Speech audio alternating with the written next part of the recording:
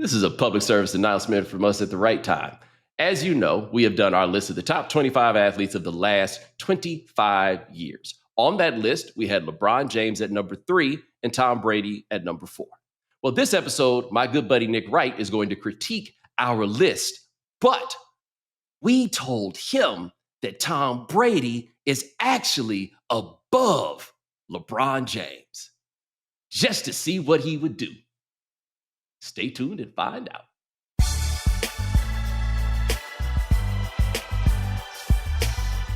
Ladies and gentlemen, welcome to The Right Time, a Wave original. My name is Bomani Jones. Thanks for listening wherever you get your podcast. Thanks for watching us on YouTube. Subscribe, like, rate us, review us, give us 5 stars. You only give us 4 stars. I'm inclined to believe you are a hater. It is that time of week where we have a guest join us. Check him out on the What's Right with Nick Wright podcast. Also, first things first, I got to start treating Nick like I treat Spencer. When Spencer comes on, I always say he's the best college football writer in America. And right now, nobody's doing the sports television game better than our good buddy Nick Wright is. What's going on, sir? That's now the 3rd time that you've said something like that recently. I am very hesitant to ever acknowledge compliments or insults, for that matter, on Twitter, because once you do, people are like, "Oh, he's seeing this stuff. I'm a up the ante on the mean shit I'm sending him." But it is incredibly kind, and it is particularly kind coming from you. Thank you. I'm glad I'm able to come on. We have kind of similar recording schedules often, or like that, and so it's very hard to make this work.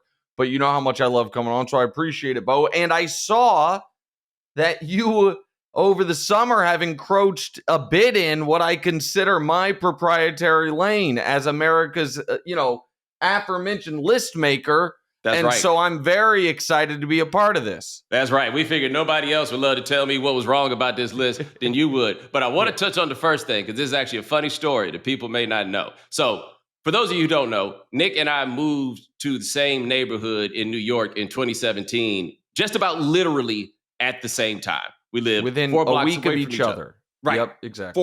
He moved 4 blocks. He lived 4 blocks away. Now he lives like 20-something blocks away, which is wild because that totally breaks the rhythm of hanging out in New York City. It's hard to explain. It doesn't seem that far. 20 blocks plus a pandemic throws everything off. But the first year, I was over at their house for Thanksgiving, and your mom was there, and everybody's very happy. Nick was on TV, and your mama said something at that time to the effect of, me and you was doing it the same. And I was like, hey, give him time. Give him time. Don't you worry. And what do you know? We gave him time, and you're out here wrecking it. Like, it's for me extra dope to watch, because I'm just old enough to say things like, I'm proud of you. It's really great to see. That's very, very nice. And you're right. Listen, you're one of my dearest friends, but because of you being slightly older and because your media career on a national level started way before mine, there is an unspoken element of Big Brother to it as well, even though that's not really our day-to-day relationship. Yeah. And so I appreciate it, man. I remember I was in your apartment, which the apartment thing's crazy, because the apartment Bomani ended up moving into was an apartment that I had toured, that I was seeing if whether or not I thought my family, it was a great space for Bomani. It would have been a little close quarters for me when my 3 kids were all living with me at the time. But we didn't know that. It's when Bomani had me over to his house, I was like, holy crap, I've been here before. But I was in your apartment the night before the show launched. That's right. And you were kind of giving me like a don't freak out pep talk. And now 8 years later, we're still running. So it's a huge blessing. And Bruin Wilds are just the greatest. And so, it's really cool. I'm happy to be here. And I'm rocking your cup. I don't know if you noticed. I'm rocking the Game Theory cup. I'll be honest with you. I forgot that you had one of those things. I almost wanted to go into my cabinet and make sure I hadn't got. No, this was from, I think, my first appearance on there. That's right. When we argued about Nikola Jokic, and then I had him burn the tapes because I was right. Man, because once basketball season comes around, we have so much to talk about, because the Luka LeBron situation, God, it's got to be hard for you. Like, I know it does. I know there's got to be a. Why does it have to be hard? I feel like you're getting tugged. You know what I'm saying? Bron loves him. Like, Bron Bron wanted Anthony Davis to take over the team for 5 years. AD wouldn't do it. Now, does Bron, love Laker management? I'm not sure. But I don't think there's any Bron-Luka issue. Now, what is true is this. Having watched the Lakers for the better part of the last decade, not all of it, but for the better part of it, in my opinion, almost hope that LeBron declines more precipitously than he has, so as a way to excuse their lack of urgency. I was very ready for the moment Bron retired or left to be like, well, I'll never root for that team again. But now they have my second favorite player of my adult life, Luka, on the team. So I'm just kind of stuck with the Lakers. By the way, can I ask one question about the list? Yes. Because I know it's North American athletes. Yes. So was Joker eligible? No. Okay, so even if they play in the U.S., yes. Okay, yes. Okay, so that was an important clarification. Yes, I needed to make this as easy as possible. So as we get to the list, my top 25 athletes of the last 25 years, I remember when Nick was doing, first of all, when Nick was doing the top 50 NBA players of the last 50 years. But just generally speaking, when Nick does lists and things, the part that I don't think the general public can understand until you see it is the meticulous level of research that goes into this, because this is a pig in slop. Nobody is happier in this world doing something than researching and ordering for Nick. Like, honestly, I've done this job, or I did the job that you do, but I've done similar jobs for a very long time. And I've never seen anybody who researched more meticulously for the things that you do, right? Like, I've seen the things you came up with to get the job, all of those things. It is amazing to see. I, on the other hand, am just out here. I play by ear. You know what I'm saying? Yeah. I don't have the thoroughness that it is. So we got this list together. But Ryan and I went back and forth on some things. Like it was a committee of me and a subcommittee of Ryan, and we went through it. And I'm going to read the names off for the people who don't know. Okay, so 25 was Randy Moss. 24 was Cam Newton. 23, Albert Pujols. 22, Ray Lewis. 21, Tim Duncan. But hey, he could be as high as 11. 20 was the wild card space, where if you don't like somebody or thought somebody was left out, put the motherfucker in yourself. Katie Ledecky at 18, 19, Mike Trout 18, Lamar Jackson 17, Aaron Rodgers 16, Aaron Donald 15, Peyton Manning 14, Kevin Durant 13, Kobe Bryant 12, Steph Curry 11, Patrick Mahomes 10, Michael Phelps 9, Shohei Ohtani 8, Floyd Mayweather 7, Serena Williams 6, Simone Biles 5, LeBron James 4. Do we have LeBron James 4? Yes. LeBron James 4, Tom Brady 3, Tiger Woods 2, Usain Bolt number 1. Okay, where would you like to start, sir? Well, there's okay. Let's go little to big. Let's go little to big. Exactly. So let's start with. I'm just because I have notes here about what I want to talk about. So let's start with the 20s.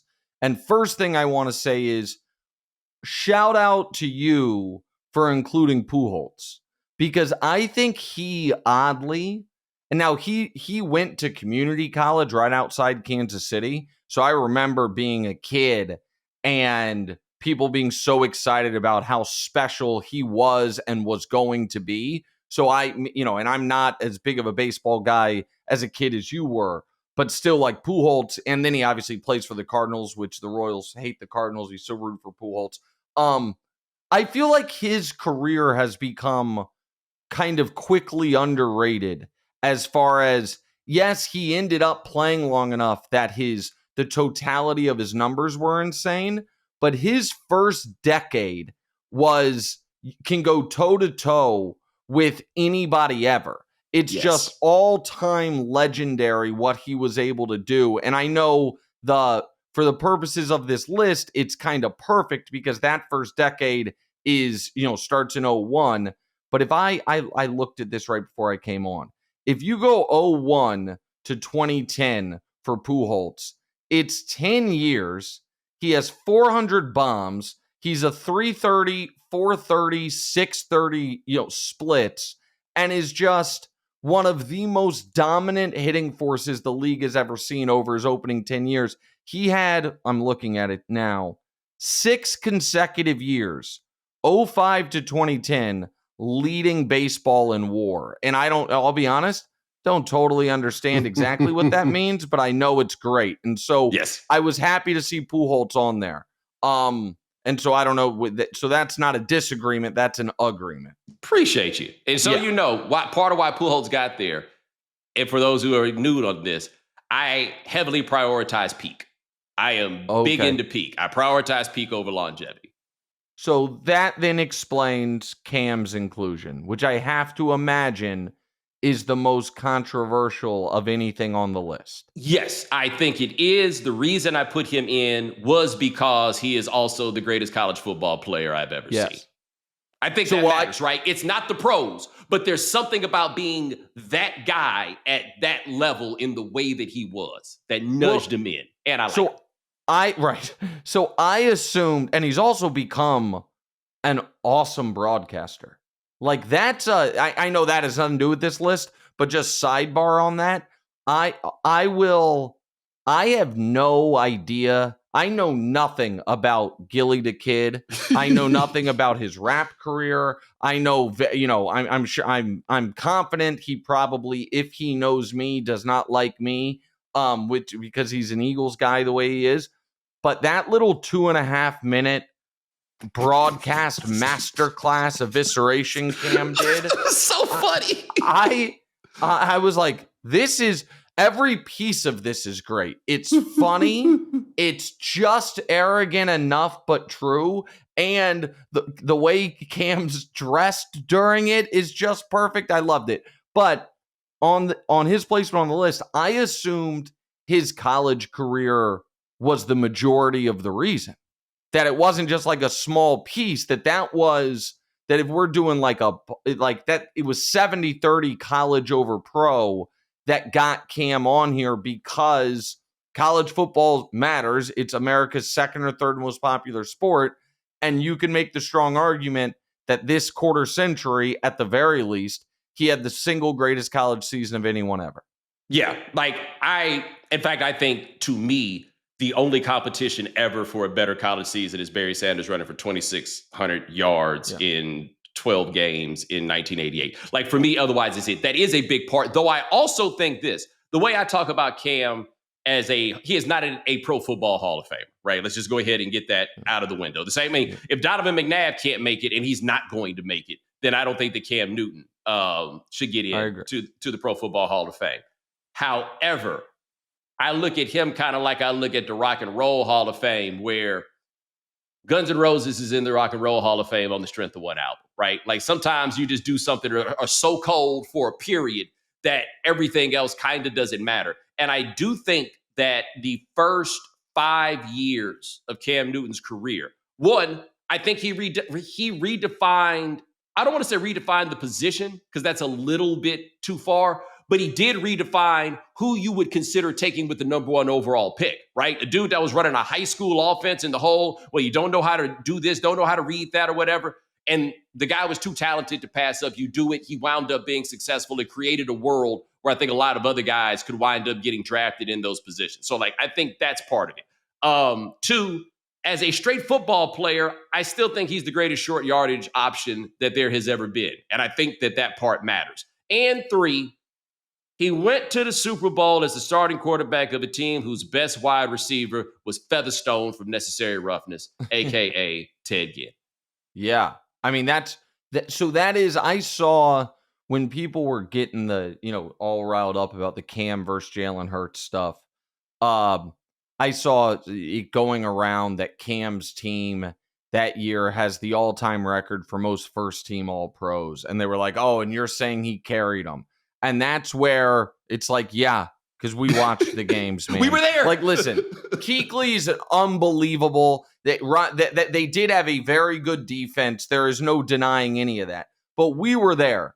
He was I think that season, he was the only quarterback in the league that would have had that team in the playoffs, much less 15-1. Because, and again, that defense was awesome, but that offense was so non-functional aside from Cam Newton doing dope shit and what kind of gets forgotten about Cam is it didn't end there because he had, I don't think it was the next year. I'm going to look it up real quick. 2 years later, I remember in the playoffs, he had a duel with Brees. It was exactly 2 years later. They lost to Brees in 2017, 31-26.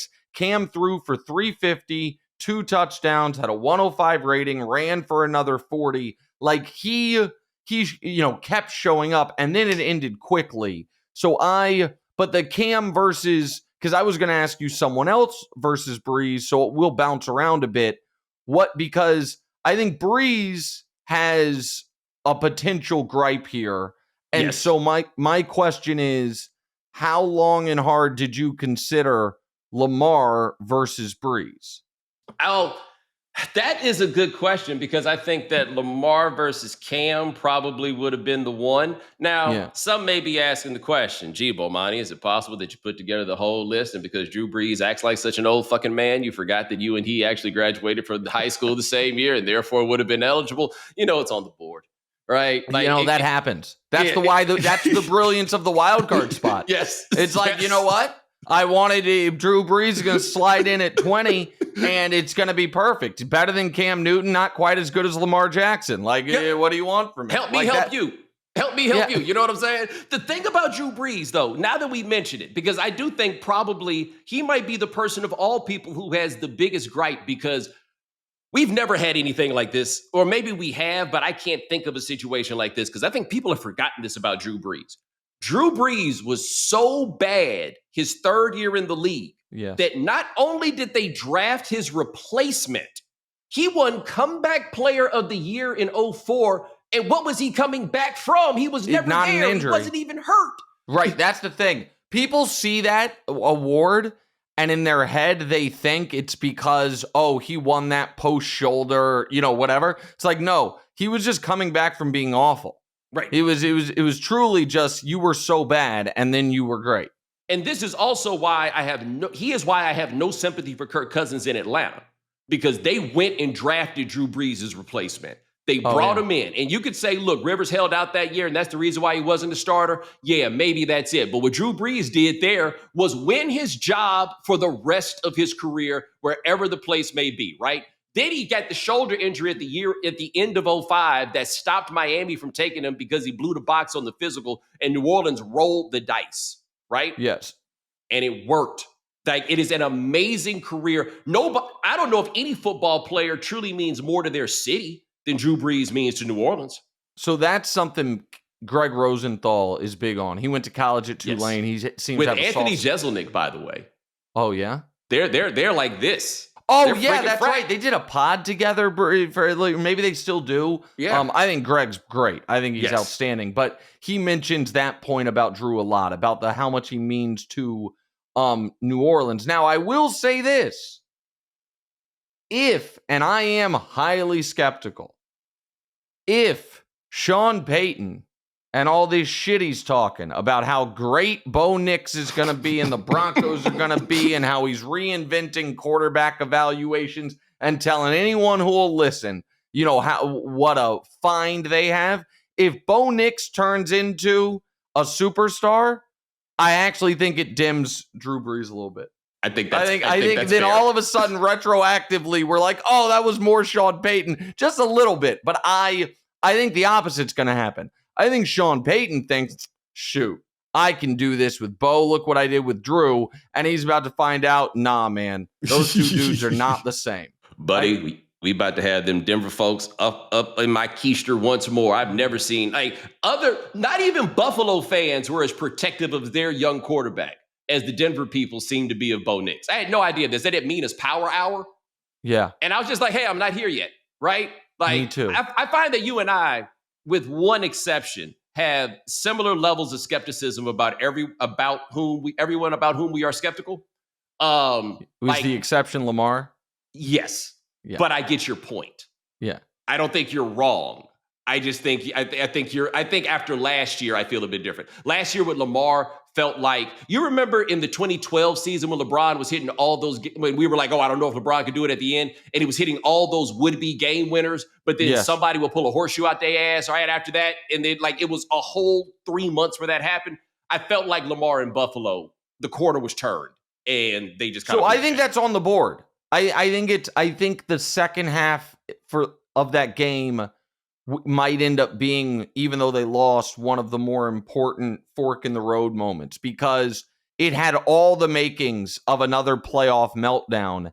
And then he played great in the second half. And, people always point to the Andrews drop. It was the Andrews fumble earlier in the second half that really, it helped them or prevented them from digging out of that hole earlier. So I don't mind saying any of that. What I mind, because I also went on Mina's Power Hour, what I mind is all of the folks who, because he played so well in the second half, their take on that game is Lamar played great that game. Like, well, no, he was brilliant one half and had a rough another half, but we don't have to talk about, we don't have to do that right now. So, and I also don't think, here's the tricky thing about, so you have Peyton on the list. I don't know if we're doing this the way you want to do it. But however you want to do it, big dog. People bring up, like, Peyton was a guy who struggled in the playoffs, and then he got over the hump. And the reality is, not really.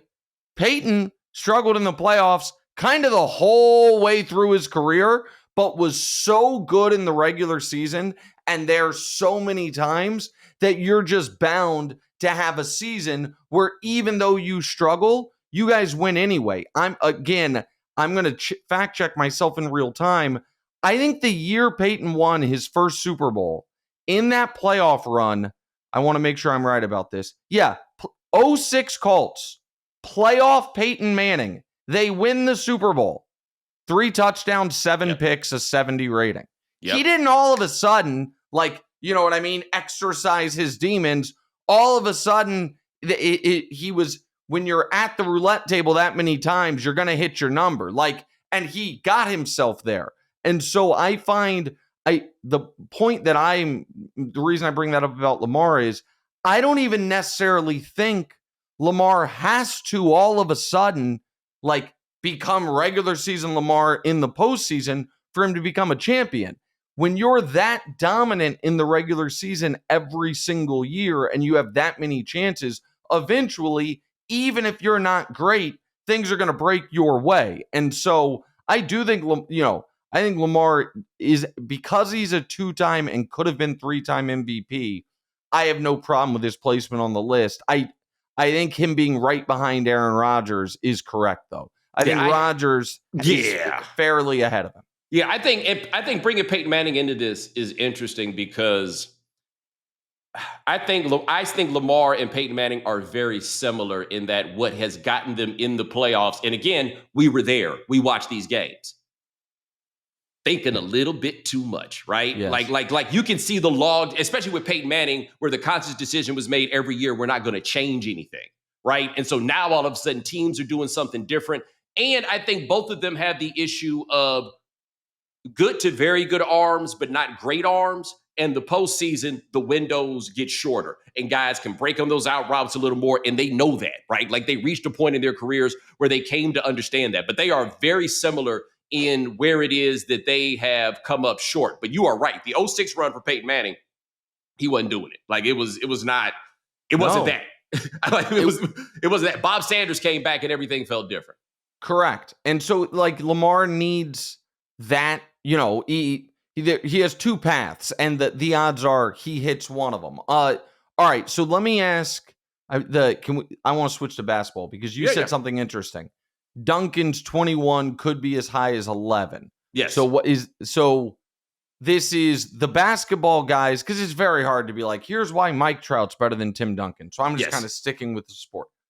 So you have Duncan, then Durant in descending order. Duncan 21, Durant 13, Kobe 12, Steph 11. Yes. Explain Duncan being behind all those guys. As a bit of a rhetorical device, so the whole way we could always ask the question, are you sure that guy is better than Tim Duncan? right? Like that was part of it. When we were doing the first part, I was like, oh man, Tim Duncan. Yeah, I hadn't put him in the list. And then I put Tim Duncan in. And then as I kept going and had all these other people, I was like, wow, I'm not sure any of them are better than Tim Duncan. But if I need to make the case against Tim Duncan, it is a very interesting case. Tim Duncan is a 3-time finals MVP, and he is a 5-time champion. And he does it in San Antonio. And I think it is very important to note, David Robinson had not gotten a title until Tim Duncan got there. And I think this is a big one, Tim Duncan got his championship before Shaq did, which to me meant that he wound up being a bit of a gilded lily after 2 years in the NBA, and in a way where we did not criticize some of the places where he came up short. For example, the Lakers won 3 straight rings on his watch. And number 2, when the Spurs lose a series, baby, the Spurs lose a series. They have gotten run out of there a bunch of times. The other thing, Tim Duncan also has the Game 7 series win against the Pistons, where you look at the stat line in 05 and it looks incredible. And then you go look at FGM versus FGA, and it's like, oh no, these shots weren't really going in at all. Tim Duncan would have had the great shot in 04 against the Lakers that Derek Fisher then erased. But if you look at how terrified he was when he put up that shot, that turnaround that went in, that made that shot happen. Of course.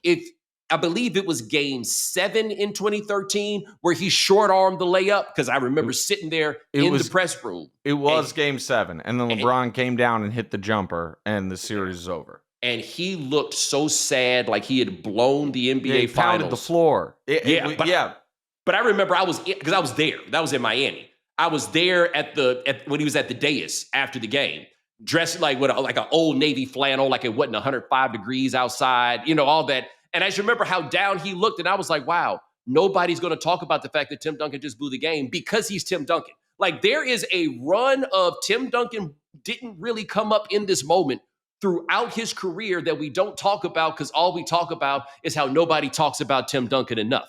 That being said, maybe the most impactful team defender that has ever walked the face of the earth.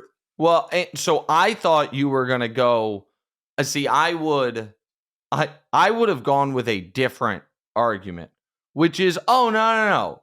Duncan's better than all those guys, but that's for his career. And one of those titles and one of his best seasons ever was 1999, so it doesn't count.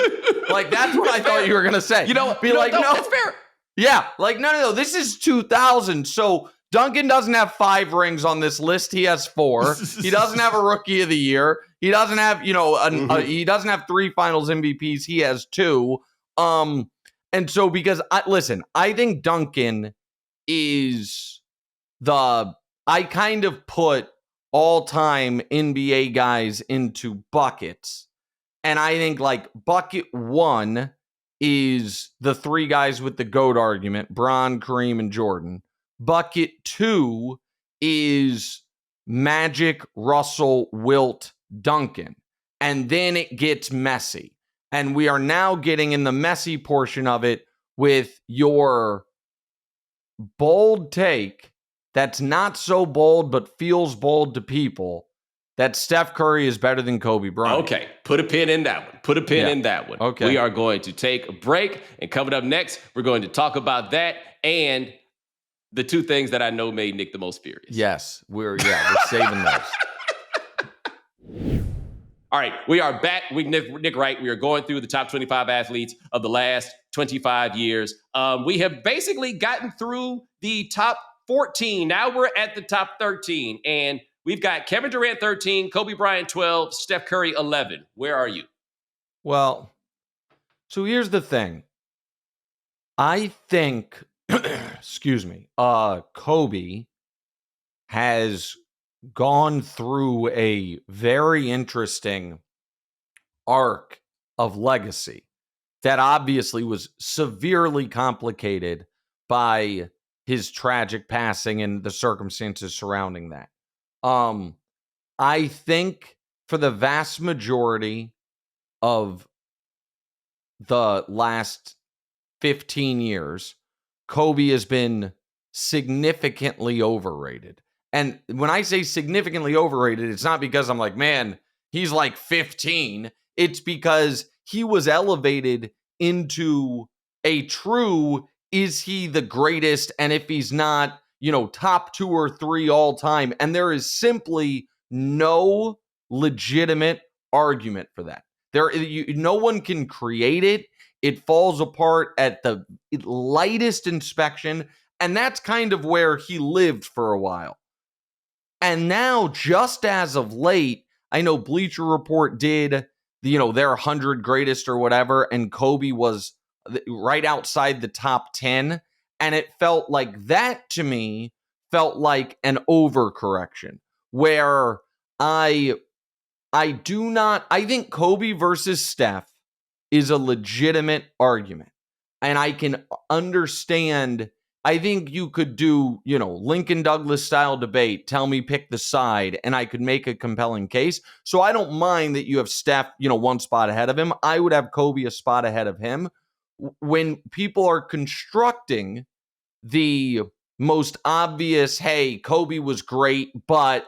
arguments, they're going to point to a few things. One is that the first championship, he was not yet a great player. So be it. That's true.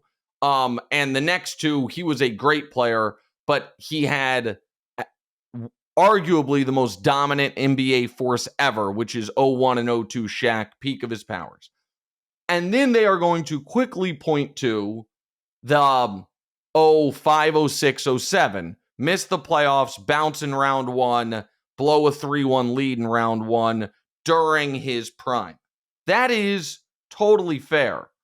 Steph doesn't get that at all when, if we look at Steph post Durant, the Warriors have, in this more than half-decade stretch, they have won a title, missed the playoffs multiple times, gotten bounced early multiple times, and Steph has had some, rough moments. And it is, and again, I think Steph is right on the outside of the top 10 all time. I'm not knocking him. My point is, and his version of he had, Kobe had peak Shaq, is Steph for 2 of his 4, obviously had arguably the most stacked team of all time. And Durant's there, and Durant's winning finals MVP like Shaq was winning it over Kobe. So I just think there are a lot of similar, again, nits to pick. And so to me, the tie goes to just Kobe's impact as a defender, which is going to give him such a massive edge over Steph. And so that I think it's a legit argument. I would have Kobe ahead of him, but I think we are maybe approaching, homeostasis, if you will, in the Kobe Bryant arguments. There was a long time people thought it was outrageous to have Duncan ahead of Kobe. Right. Now it's become for some something of conventional wisdom. So I think that is more correct. But I just think that I think Kobe's always been competing with Duncan and Bird and now Steph. And people wanted him to be competing with Michael and LeBron and Magic. Yes. And I just don't think he was. Yeah, I think that everything you said there was dead on. And I honestly think that when I started really rethinking the Tim Duncan thing was when I got to Kobe. And I was like, ooh. Because look, they've got a back and forth between the 2 of them throughout history with their teams going against each other. I have always said, I think Afro Kobe has proven to be underrated. I think 24 proved to be a bit underrated. But your point about the 3 down years versus Steph 3 down years are interesting, in part because the NBA has changed just a bit. And it is possible now for example, this version of LeBron James to only get past the first round of the playoff once in 5 years. That would never have happened in the iteration of the NBA that we're talking about before, right? Yep. If you had a player as good as that, you were going to get a round, maybe 2. You were going to get there. When that happened with Kobe, and the part that I have trouble shaking in my head is flat out watching him quit in Game 7 of the 2007 first round against Phoenix, where he just flat out stopped taking shots to prove some point, right? Like up 3-1. Up 3-1. In a series you had been up 3-1, flat. So that is the other part. Flat out quit, and then demanded a trade. Yes, he and did. then went and then was talking. It is now if you tell people, oh man, he was caught on video bad mouthing his teammates, people don't understand what caught on video in 2007 meant. You must have been saying this to everyone you saw for weeks on end before you ran into someone who had a handheld camcorder on them to where they could get it.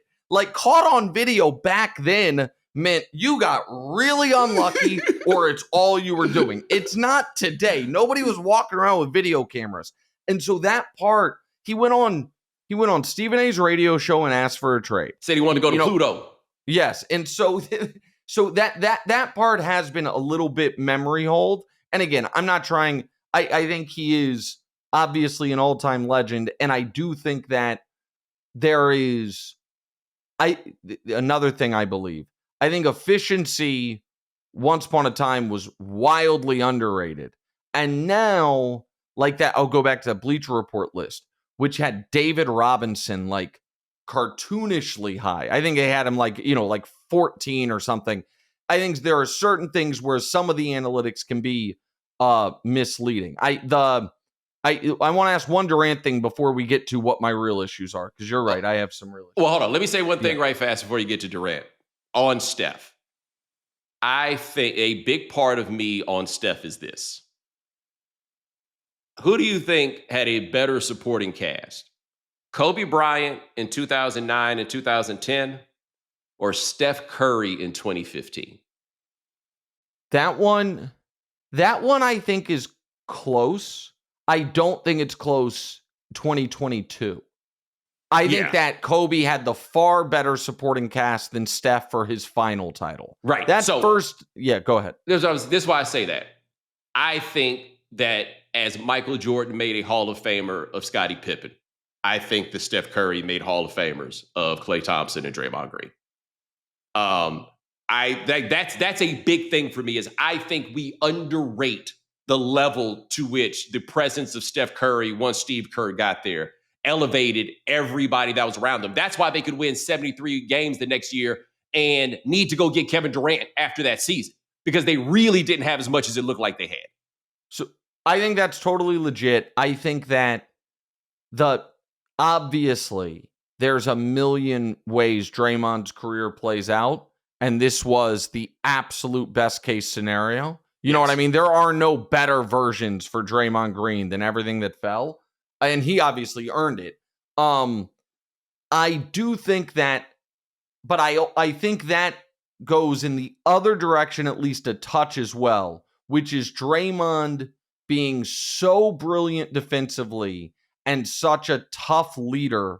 I think that there were better players that could have been Steph's, defensive anchor or whatever, and Steph's career they don't reach the height they reached there. All right, my only Durant question is how much do you care that post Warriors he has played 0 games past round 2, and it really feels like only has had one stretch of high leverage basketball, and that was that round 2 series against the Bucks where he played the best basketball of his life.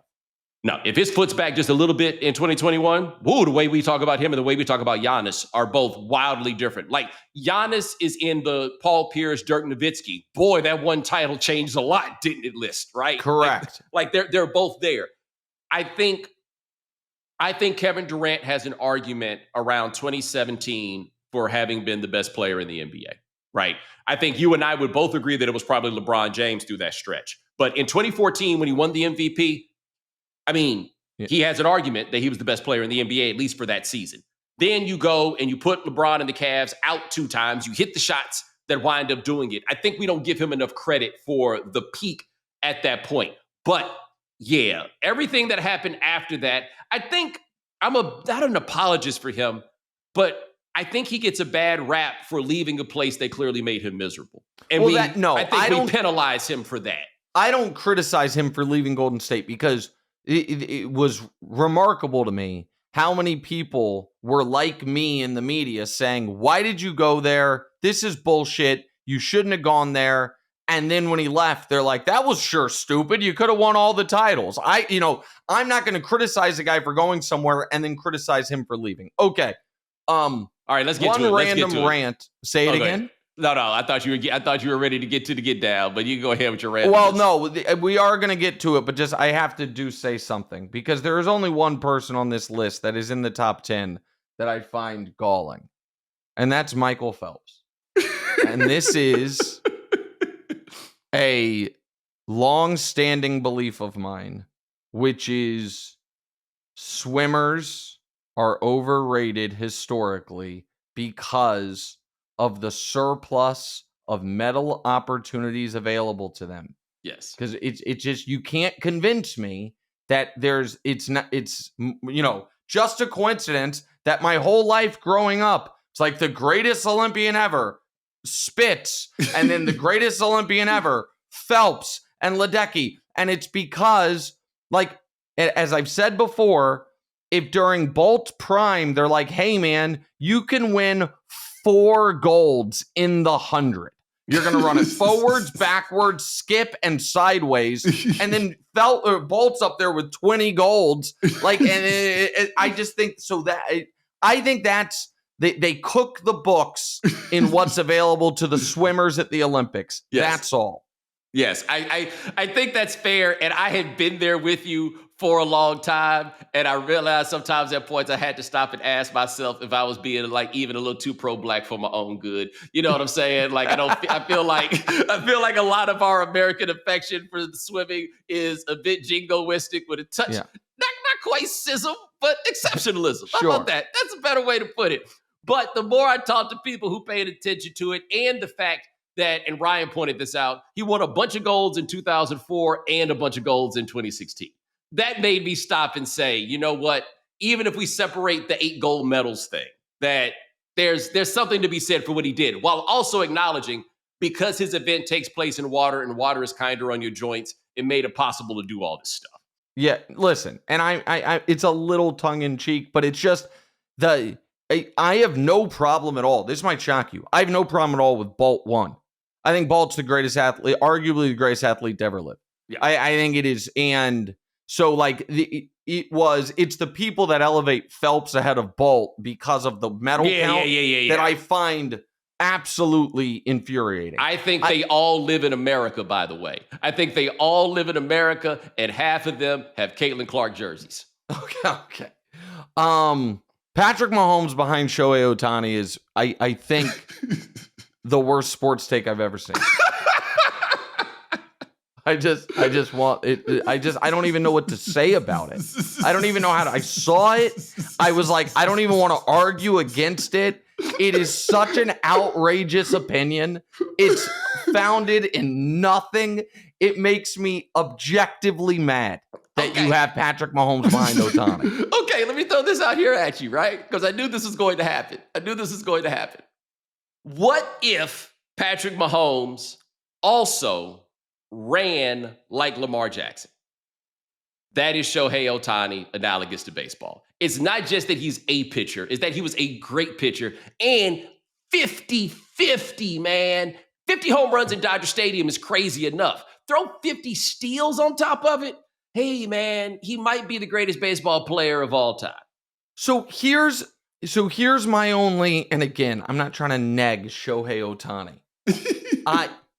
I feel like he was en route to that status, but the couple years without pitching to where he went from, oh my God, this is Babe Ruth, to a lesser, like, the thing is, Babe Ruth was this amazing pitcher and really good hitter. Then he was just a hitter and was the greatest hitter of all time.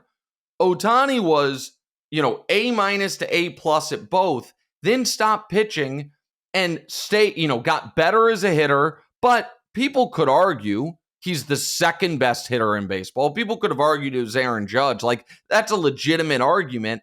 And so for him, with this relatively small of I shouldn't say small because he's around the same length career as Mahomes, but in a different sport. In a different sport, and where he needed to be a two-way player full time if he wasn't going to be year after year after year head and shoulders the best at one thing. And so that's my only gripe. When I think Mahomes, I think that because the last couple years the regular season numbers haven't been good, I think oddly Mahomes has become wildly underrated. And that people don't understand how utterly insane it is that if he never plays again, he has more playoff wins than everyone but Brady. More than Joe freaking Montana. That he already has the second most conference championship game appearances and Super Bowl appearances of any quarterback ever. That his the worst we have ever seen him is over the course of a total season, 14 wins and a loss in a conference championship game. That is where Mahomes is different than every other athlete on this list. There is no dip. Aaron Donald, I guess you could argue, but it's, again, different position and different impact on team success, where it has just been record-breaking excellence every single moment.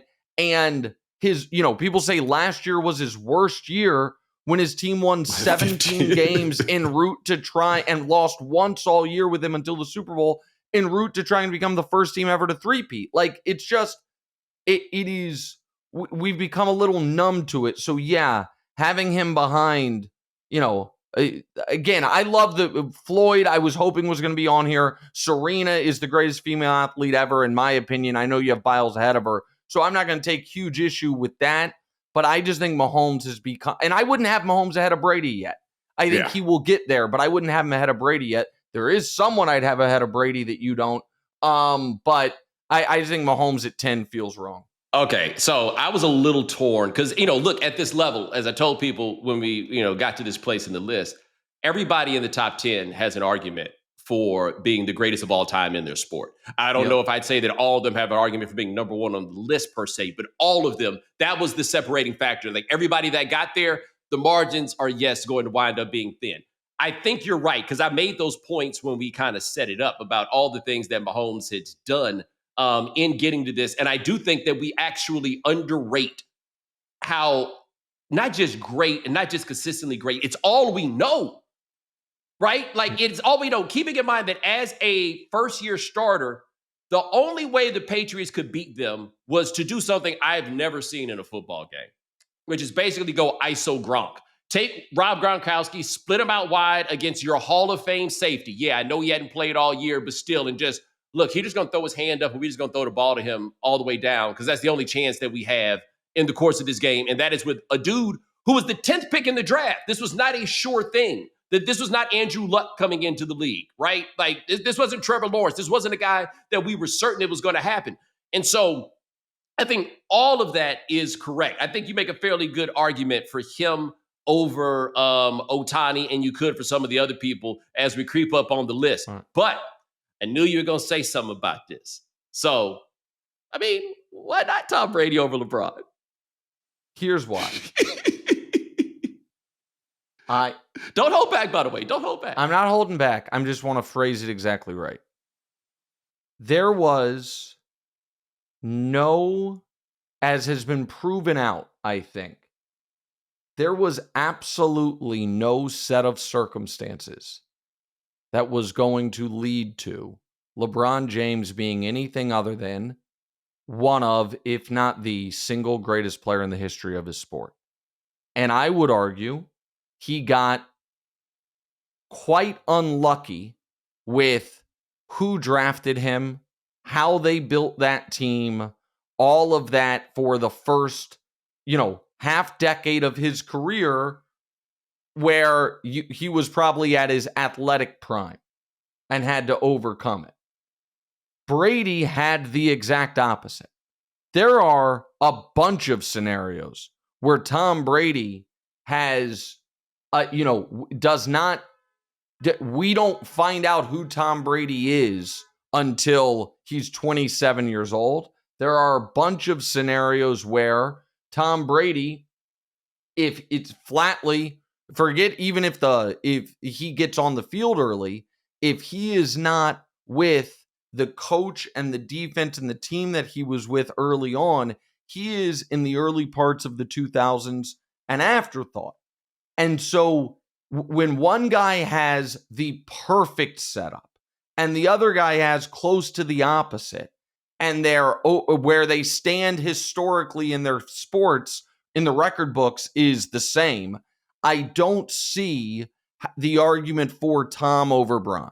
All right, well, especially, let me add one other thing, especially when you made it clear for Cam, you're including the whole career. Well, Bron was the best high schooler in the world. Bron was the number one pick. I care that Bron was on the cover of Sports Illustrated and Brady was in a college quarterback battle at Michigan. I care about that. All right, well, I think I got 3 questions out there for you. Number one, what if I were to say that LeBron won one of his championships in an empty gym and that thereby maybe delegitimizes it a little bit? Okay, well, what I would say is, I know you're smarter than that and you don't actually believe that, but I would remind you that Tom Brady won one of his championships in the same exact scenario. Okay.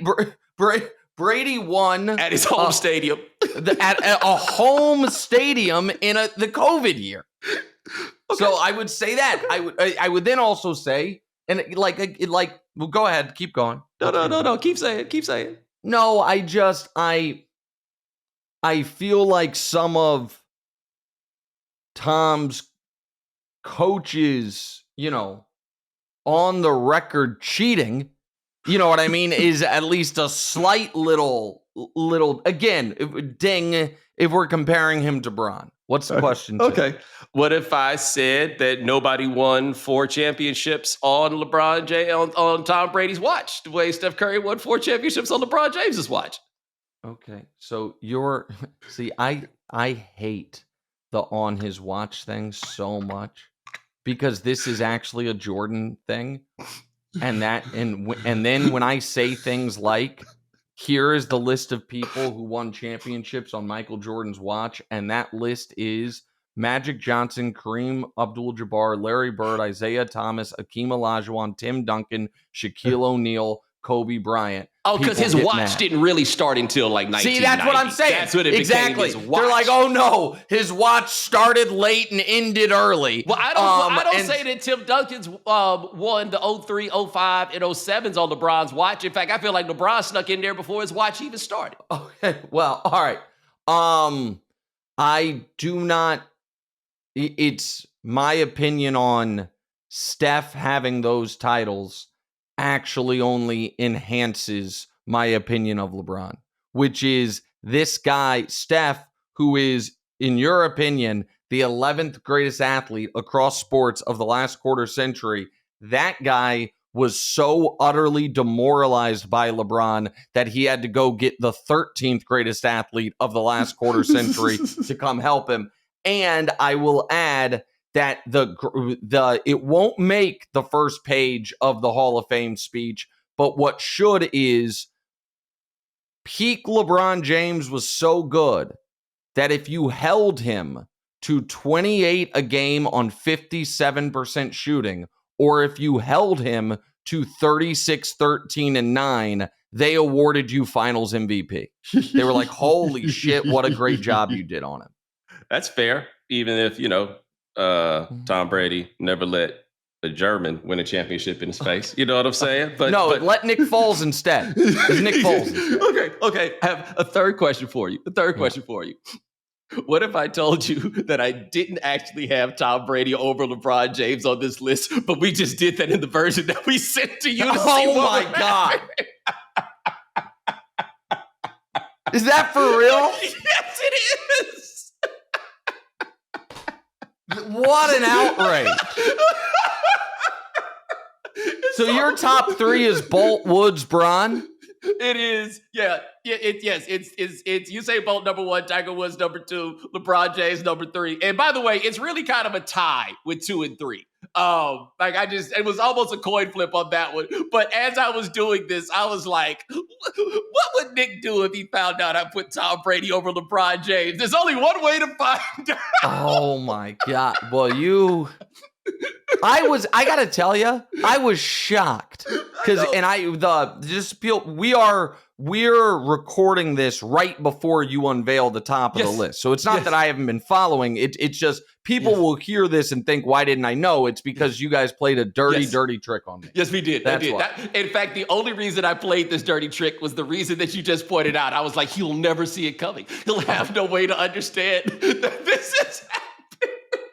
The hard part was trying to get you to really lose your shit because you respect me a little bit too much to actually do that. It's two things. I was trying to I respect you, and by proxy, I work with Tom. So this is whenever Tom versus Mahomes stuff comes up, I'm in a very tricky spot because as evidenced by some of these debates, and it's unfortunate the way it works. Very often when you're trying to say this guy was better than that guy, you spend less time talking about the great things about the guy you're arguing for and more time we forgot about this with the other great guy. So I have to be careful. But yeah. All right. Well, that's a dirty trick and I'm leaving now. All right. Nick Wright, check him out. First things first, 3 to 5 Eastern on FS1. Also, the What's Right podcast available where all fine podcasts are given away for free. My brother, I appreciate you. Thank you so much. Please subscribe to the pod. And starting football, first things first will be 3 to 6. There we go. Yeah, so that'll be dope. All right, appreciate you. Love you both. See you soon. All right, man. Love you too, brother. Ladies and gentlemen, thanks so much for joining us here on The Right Time. We do this 3 times a week. Ryan Brumley handles everything behind the scenes. Thank you, sir. Remember, follow The Right Time. Subscribe, like, rate us, review us, give us 5 stars. You only give us 4 stars, it'll be like you put Tom Brady over LeBron James. See you guys in a couple of days. Take it easy.